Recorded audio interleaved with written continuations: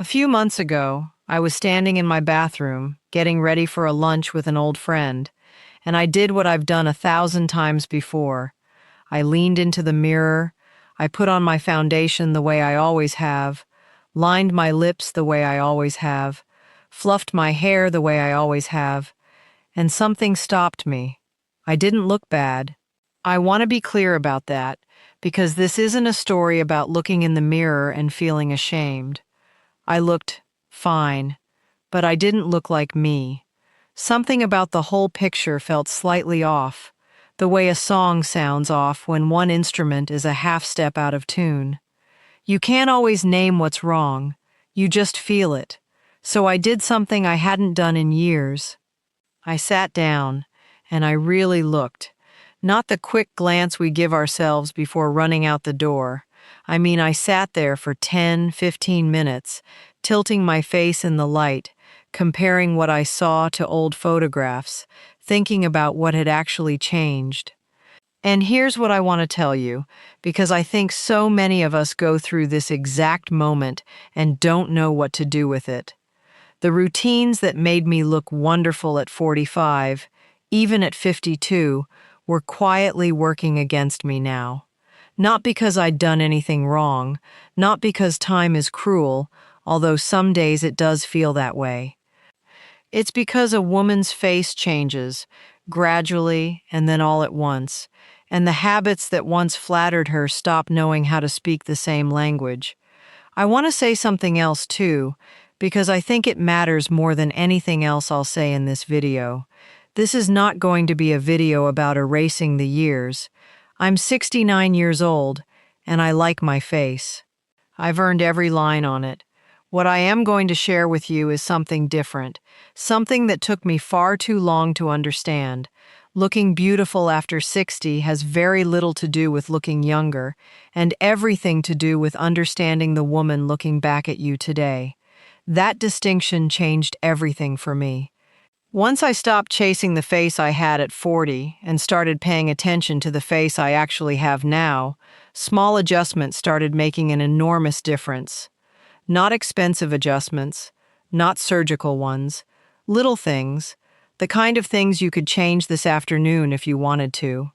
Some of what I'm about to share with you will surprise you. There's a makeup habit almost every one of us was taught decades ago that can actually make our features look harder rather than softer once we cross a certain age. And I did it for years without realizing it. There's a tiny change you can make around the face, takes about 30 seconds, that makes people look noticeably fresher, and it has nothing to do with any product. There's something most of us fixate on entirely too much, while ignoring something else that matters more. And there's one habit, one I clung to for probably 15 years longer than I should have, that I now genuinely wish someone had pulled me aside and warned me about. I'm not a dermatologist, I don't have a medical degree, and I'm not going to pretend that I do. What I have is 69 years of living in this body, of making mistakes, of watching other elegant women I admired, women older than me who seemed to glow from somewhere inside, and paying close attention to what they did differently. This is what I've learned. Some of it from trial and error, some of it from women far wiser than me who were generous enough to share their secrets. I'm passing them on to you the same way. This is part 1 of 2. I'm going to walk you through the first 13 of these 25 secrets today, and I promise you, some of the best ones are still ahead in part 2, including that habit I wish I'd stopped years earlier. Part 2 will be up tomorrow, so if any of this resonates with you, stay tuned, and go ahead and subscribe to the channel now so you don't miss it. But let's begin. Secret 1, the foundation mistake. Almost all of us make. I want to start here because this is the one that started my whole reconsideration. For most of my adult life, I matched my foundation to the color of my face. That seems obvious, doesn't it? Match your skin tone. Nobody ever tells you that as skin loses some of its natural luminosity over the decades, a foundation that is technically the right shade can still end up looking flat, even chalky, because it sits on the surface differently than it used to. What I didn't understand for years is that skin in our 60s and beyond often needs something with a bit of glow built into it.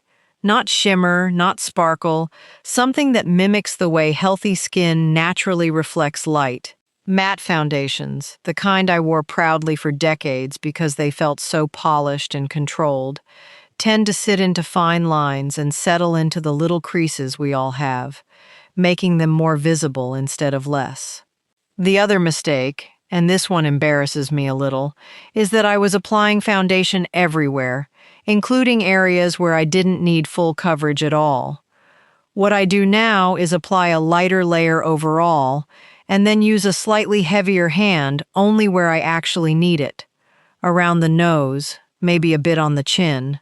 Everywhere else, I let a little bit of my natural skin show through, blended with something luminous. The difference was almost shocking the first time I tried it.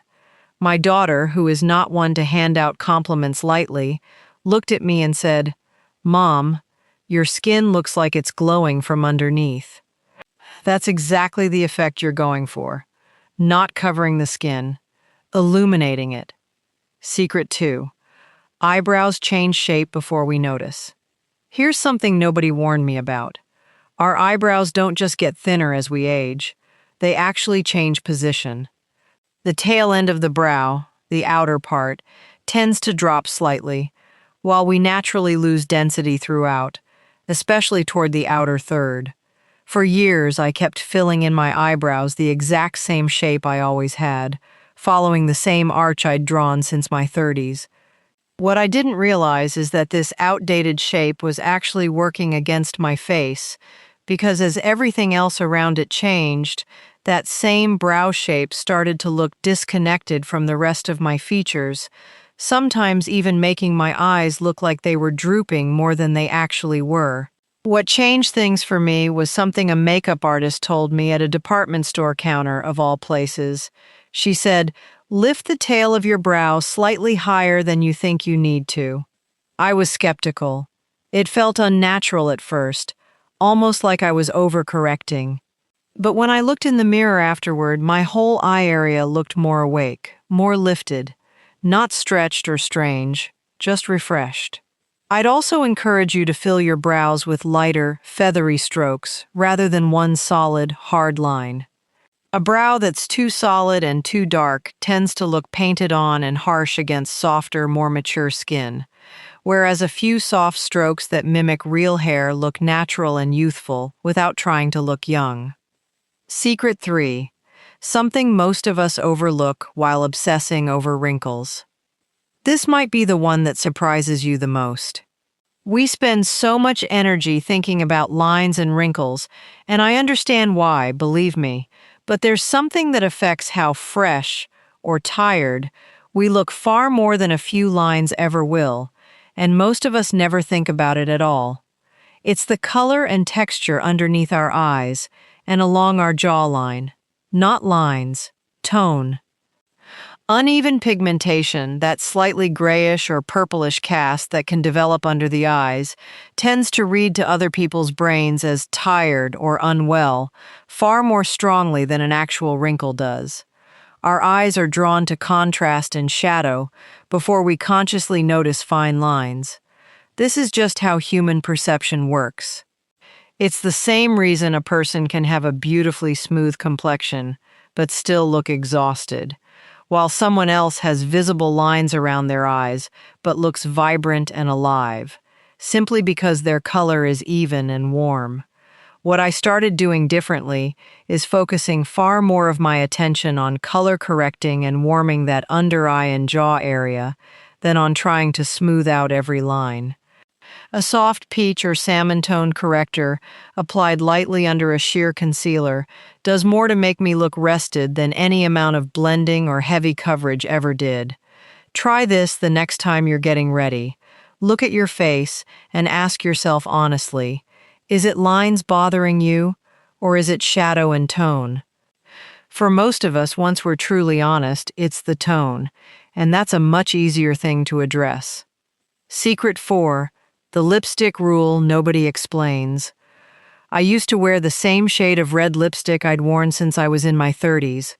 It was my color. Everyone told me so. And for years it was. But lips change texture and shape as we get older, often becoming slightly thinner, and the surface can develop tiny vertical lines, especially if we've spent years pursing our lips to apply lipstick, which, ironically, is exactly what applying lipstick teaches us to do. Here's what surprised me. That same red I'd worn for decades, which used to look glamorous and rich, started to look almost harsh against my changing skin tone. Too flat, too opaque, drawing attention to exactly the texture I didn't want emphasized. What works far better now is a lipstick or tinted balm with some natural sheen to it, rather than a completely matte finish. Matte formulas, while beautiful on smoother, younger lips, tend to catch in those small vertical lines and emphasize them. Something with a slight gloss or dewy quality reflects light instead, which softens exactly the same texture that a matte finish exaggerates. I also learned to slightly overline just the center of my top lip. Not the whole lip, just the Cupid's bow area, using a lip liner close to my natural lip tone rather than a bold, contrasting one. It restores a bit of the fullness we naturally lose without looking obvious or overdone. Nobody has ever once noticed that my lips are lined. They just tell me my lips look nice. That's the goal. Not to look like you're wearing more makeup, but for people to think you simply look well. Secret 5. A change in the mirror that takes 30 seconds. I promised you something that takes almost no time and makes people look noticeably fresher, and here it is. Hydrate your face properly with a rich moisturizer or facial oil, a full 10 to 15 minutes before you apply any makeup at all. Not right before, and definitely not at the same time. I used to rush through my morning, cleanse, moisturize, immediately start on makeup, all within about 90 seconds. What I didn't understand is that mature skin needs time to actually absorb hydration before makeup goes on top of it. When I applied makeup too quickly, the product had nowhere to properly settle, so it looked heavier and less natural, almost like it was floating on the surface of my skin rather than becoming part of it. Now I do my skincare first, and then I do something else entirely for 10 or 15 minutes. I make my tea, I read something, I get dressed. By the time I come back to do my makeup, my skin has fully absorbed everything. It looks plumper and more even, and my makeup goes on smoother and lasts longer throughout the day. It sounds almost too simple to matter. I remember thinking that myself the first time someone suggested it to me. But once I started doing it consistently, I genuinely could not unsee the difference on the days I skipped that waiting period out of laziness or being in a hurry. My skin looked visibly different, flatter, less luminous, on the days I rushed. Secret 6. Hair gets thinner, but the real mistake is the cut. Almost every woman I know over 60 has, at some point, mentioned that her hair feels thinner than it used to. That part is common and completely normal, but here's the mistake I made for years, and I see so many other women make it too, keeping the exact same haircut and length we had decades ago, simply because it's familiar, even as our hair's texture and density have quietly changed underneath it. Long, straight, one-length hair, which can look absolutely gorgeous on thicker, younger hair, often just lies flat and lifeless on more mature hair, emphasizing thinness rather than disguising it. I wore my hair long for years after it had thinned considerably, and looking back at photographs now, I can see how much heavier and more tired it made my whole face look, simply because there was no movement or shape to it. What changed things for me was finally listening to my hairstylist, who had been gently suggesting for at least 2 years that I add some layering around my face and a bit more volume through the crown. I resisted because I associated shorter, layered hair with looking older, which is exactly the kind of backward thinking I want to help you avoid. The truth was the opposite. The layers gave my hair the appearance of thickness and life that it had been lacking, and softened my face in a way my flat, heavy hair never had. You don't need a dramatic pixie cut if that's not who you are. Even subtle layering, or asking your stylist for a bit more movement and volume specifically around your face, can completely change how healthy and vibrant your hair appears, regardless of its actual thickness. If you're still with me, be sure to subscribe to the channel and like the video so you don't miss part 2, going up tomorrow. Secret 7, the blush placement almost everyone gets wrong. For most of my life, I applied blush the way I was taught as a young woman, directly onto the apples of my cheeks, in a fairly concentrated circular motion. What nobody told me is that as our faces naturally lose a bit of volume in the mid-face over the decades, applying blush in that same low, concentrated spot can actually emphasize hollowness rather than create the fresh, healthy flush we're going for. It can even make the face look slightly gaunt or tired, which is the opposite of the effect blush is supposed to have. The change that made the biggest difference was sweeping blush higher, up toward the tops of the cheekbones, and blending it back slightly toward the temple, rather than concentrating it low and centered on the apple of the cheek. This lifts the whole face visually. It mimics the natural flush that comes from laughing, or from being out in cool air, which our eyes are naturally drawn to as a sign of vitality and health. I also switched from a powder blush to a cream formula because cream sits into mature skin far more naturally and doesn't sit on top of texture the way powder can. A little warmth, blended upward and outward, does more for a youthful, healthy appearance than almost anything else in my entire makeup routine. Secret 8. Something I learned from a woman I deeply admired. I want to pause here and tell you about a woman named Eleanor, who I met years ago through a garden club I used to belong to. Eleanor was in her late 70s at the time, and I remember being almost mesmerized by her. Not because she looked young for her age. She didn't try to, and she didn't need to. She had this presence, this quiet elegance, and I spent months trying to figure out what it was before I finally understood. Eleanor never left the house without a scarf, a brooch, or some small, deliberate accessory near her face. Not costume jewelry piled on for the sake of it.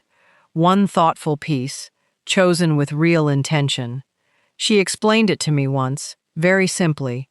She said that as we get older, our faces sometimes need something interesting to draw the eye toward, something that adds color and life near our features, rather than leaving our face to stand entirely alone under scrutiny.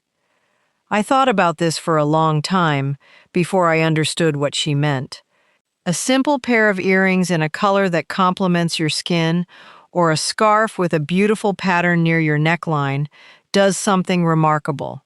It draws attention upward, toward your face, in a flattering and intentional way, rather than leaving people's eyes to simply catalog every line and change on their own. Since then, I rarely leave the house without at least one small, deliberate piece near my face or neckline. It's become something people notice about me, even if they couldn't tell you exactly why they think I look put together. It's rarely the outfit itself. It's that one small, thoughtful detail Eleanor taught me to add. Secret 9. The posture habit that changes everything. This one has nothing to do with makeup or products at all, and it might be the most powerful thing on this entire list. I used to think posture was just about looking confident, which it certainly does help with. What I didn't fully understand until much later is how dramatically posture affects the way our whole face and neck appear. When we slouch, even slightly, our chin tends to drop forward, which creates additional shadowing and softness under the jaw and neck that isn't really there when we're standing tall. I notice this most clearly in photographs. The exact same outfit, the exact same makeup. But in photos where I was slouching even a little, my neck and jawline looked years different than in photos where I was standing up straight with my chin slightly lifted. What I do now, and I'll admit it took real practice to make it a habit, is imagine a string gently pulling upward from the crown of my head whenever I catch myself starting to slouch, particularly when I'm sitting. I also make a conscious effort to keep my chin very slightly elevated, not dramatically, just enough to lengthen my neck naturally. The difference this makes in photographs, and in how I feel walking into a room, is honestly more significant than almost any product I've ever purchased. Good posture doesn't cost anything, but it changes how light falls across your face, how your neck appears, and even how confident you feel, which people notice more than you'd think. Secret 10. Hands tell a story we often forget to edit. We spend so much time focused on our faces that we sometimes completely forget about our hands, and yet hands are one of the first things people notice, especially during conversation, when we're gesturing or holding something. For years, I neglected my hands almost entirely, while spending considerable time and money on my face. What I've come to understand is that well-groomed, well-moisturized hands with neat, simple nails do more for an overall polished appearance than people realize, precisely because we notice hands so often without consciously thinking about it. I started keeping a rich hand cream by my bed and applying it every single night, non-negotiably, the way I brush my teeth. I also started keeping my nails at a slightly shorter, rounded length with a simple, neutral, or soft pink polish, rather than trying to maintain long nails or dramatic colors, which can sometimes emphasize changes in the hands rather than distract from them. This is a small, almost invisible habit. Nobody will ever specifically compliment your hand cream routine, but the cumulative effect of hands that look cared for, soft, and neat contributes enormously to an overall impression of someone who is put together and takes care of herself, and it's one of the easiest and least expensive things on this entire list to fix. Secret 11. The color mistake that ages us more than any wrinkle. Here's something that took me embarrassingly long to figure out. Many of us, as our hair goes gray or silver, and our skin tone shifts slightly over the years, keep wearing the exact same clothing colors we always loved, without recognizing that those colors no longer complement us the way they once did. I had a whole closet full of a particular shade of mustard yellow that I adored in my 40s. It looked wonderful against my hair color at the time, and my skin tone back then. By my 60s, that same mustard yellow made me look washed out, almost sallow, next to my silver hair and the subtle changes in my complexion. What helped me enormously was finally sitting down with colors near my face. Scarves, blouses, different shades, in natural daylight, and really paying attention to which ones made my eyes look brighter and my skin look more even, versus which ones seemed to drain the life out of my face. Generally speaking, and this isn't a hard rule, but softer, richer colors, dusty blues, soft plums, warmer creams instead of stark white, deep berry tones, tend to work beautifully with silver or gray hair and more mature skin, while some of the brighter, more acidic colors we may have loved when we were younger can start to work against us. Take 20 minutes sometime this week and hold a few different colored tops or scarves up near your face in good natural light. You'll likely be surprised at how obviously some colors light up your whole face while others quietly work against you, and you probably haven't reevaluated this since you were much younger. Secret 12. Fragrance changes with us too. This might be the secret people think about the least, but I promise you it matters. Our sense of smell changes as we age, and so does the way fragrance interacts with our skin. A perfume that smelled perfect on you at 35 can smell completely different, sometimes overwhelming, on your skin now. Partly because our skin chemistry shifts, and partly because our own ability to smell it accurately changes, so we may unconsciously apply more than we realize. I wore the same perfume for almost 25 years. It was practically part of my identity, but a close friend gently mentioned to me one day that it had started to smell quite strong on me, stronger than I intended, and I was a little hurt at first, if I'm honest. But she was right, and I'm grateful she told me. I switched to something lighter with softer, warmer notes, and I now apply it far more sparingly than I used to, usually just at the wrists and the base of the throat, rather than the more liberal spritzing I did when I was younger. Several people have mentioned since that they love how I smell, which genuinely never happened with my old, heavier fragrance in those later years. If it's been many years since you've reconsidered your fragrance, it might be worth revisiting, not because anything is wrong with loving a signature scent, but because our bodies and our sense of smell change, and it's worth occasionally checking in rather than assuming nothing has shifted. Secret 13, the eye makeup habit I wish I'd abandoned years sooner. I mentioned at the very beginning that there was a common makeup habit that can unintentionally make our features look harsher, and this is the one I was talking about. For most of my life, I lined my entire eye, top and bottom, with a dark, solid liner, exactly the way I was taught as a young woman. It looked wonderful on me then. Dramatic, defined, a little glamorous. What I didn't understand for far too long is that as our eyelids naturally change shape and our lash line becomes a bit less defined, a thick, dark line drawn all the way around the eye can actually make the eyes look smaller and more closed off, rather than more open and defined the way it did when I was younger. It can also emphasize any hooding or heaviness in the eyelid rather than softening it. The change that made the biggest difference for me was switching to a softer, smudged brown or charcoal liner instead of solid black, applied only along the upper lash line and completely skipping the lower lash line most days, or using only the faintest touch of a soft shadow there instead of a hard line. The very first time I tried this, I genuinely didn't recognize myself in the mirror, in the best possible way. My eyes looked more open, softer, more awake, and I looked less like I was trying to recreate a look from decades ago, and more like a woman who simply looked well-rested and put together.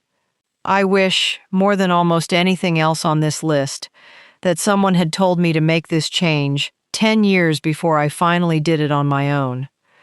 We've covered 13 of the 25 secrets now, and if even one or two of these felt like they were speaking directly to something you'd noticed in yourself, but never quite put into words, I'd love to know.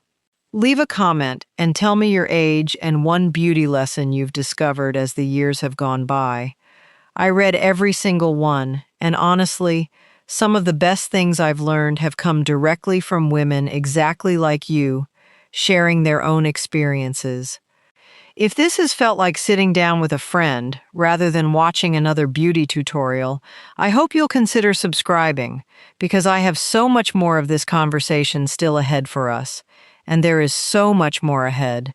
In part 2, I'm going to share the habit I mentioned right at the start, the one seemingly harmless thing so many of us do without a second thought, that can quietly age our whole appearance far more than any wrinkle ever could. I'm also going to share one of my absolute favorite ways to look more polished and pulled together without adding a single extra step of makeup, which surprised even me when I first discovered it. And there's one more secret, toward the very end, about confidence itself, that I think might matter more than everything else on this entire list combined. So if you're ready, come find me in part 2 tomorrow, because honestly, this conversation is really only just getting started.